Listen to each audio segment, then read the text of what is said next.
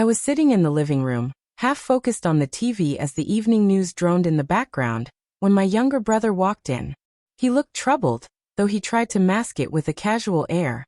He tossed his car keys onto the table and asked in a light tone, almost playfully, "Where's the wife?" Without thinking, I answered the way I always did, "She's at work." It was such a routine response, one I had repeated countless times, that it came out automatically. But this time, something in his expression stopped me cold. His smile didn't come, his eyes carried something heavier. After a brief pause, he said quietly, "No, she's not." My chest tightened instantly. I turned toward him, really looking at him for the first time, my voice trying to stay steady as I asked, "What do you mean?" He didn't answer right away, just pulled out his phone, tapped a few times, and then handed it to me. My heartbeat pounded in my ears as I looked at the screen. The picture staring back at me was sharp and recent. The timestamp proved it was taken earlier that very day. My wife, Hina, was not at work. She was at a restaurant, sitting across from a man I didn't recognize. They weren't just having a meal. Their bodies leaned close, their faces lit up with laughter, and her hand rested gently on his arm in a way I knew all too well. Intimate. Familiar. I froze, the photo burning into my mind, my hands suddenly cold. My brother, sensing the weight of my silence, sat down beside me and said softly, "I wasn't trying to hurt you. I just thought you deserved to know." My throat felt dry as I forced out a quiet, "Thank you," though the words felt hollow. Inside, something cracked and splintered. That night, I waited for Hina to come home, my stomach knotted in dread. She walked in around 10, tired and breezy, explaining that a meeting had dragged on later than expected. She lied so smoothly, so effortlessly, as if it were the most natural thing in the world. I watched her with a faint smile, nodding along, though my insides churned. She excused herself, saying she was too tired to eat. I sat there, watching her walk away, realizing how far apart we had already drifted without me noticing. The days that followed blurred together. I played my part, said nothing, acted as if everything was fine. But each time she left for work, I followed at a distance. And every time, I discovered the same truth in different places, restaurants, parks, and even hotels. Always with the same man. Each discovery was another blade to my chest. Another reminder that she had crafted an entire second life in secret while I had been working hard to build our shared future.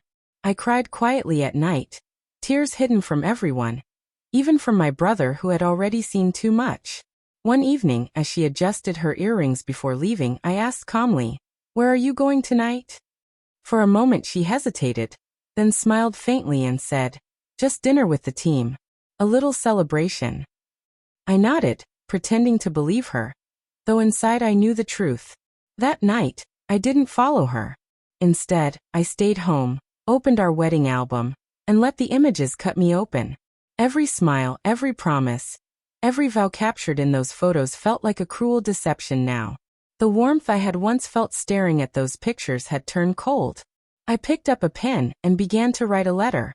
I poured everything into it. My love, my confusion, my heartbreak, and the suffocating pain of watching the woman I adored slip away into someone I no longer recognized.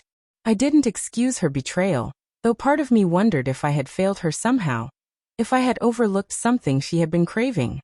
Still, no excuse could justify the lies, the secrecy, the deliberate tearing apart of what we had built. By morning, I placed the letter gently on her pillow and left the house before she stirred awake. I needed air, distance, and time to breathe. For a week, I stayed at my brother's place.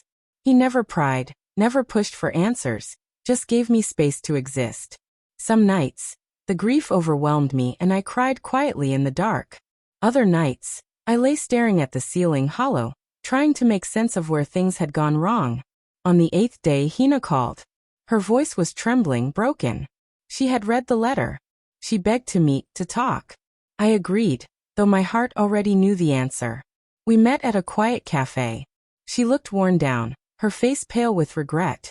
Tears streamed as she apologized over and over, saying she had lost herself, that she never intended to hurt me, that even she didn't fully understand why she had done it. But she didn't deny it. The truth was written all over her face. I listened, silent, my heart strangely steady. Finally, I told her I forgave her, not for her sake, but for mine. I couldn't live carrying bitterness, but forgiveness didn't mean forgetting. It didn't mean staying.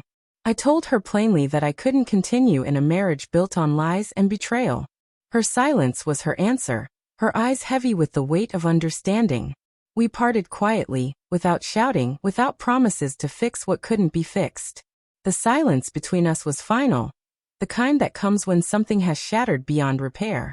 I walked away, my eyes blurred with tears, but my heart strangely lighter. For the first time in a long while, I had stopped pretending everything was okay. And in that painful clarity, I found the first fragile pieces of peace.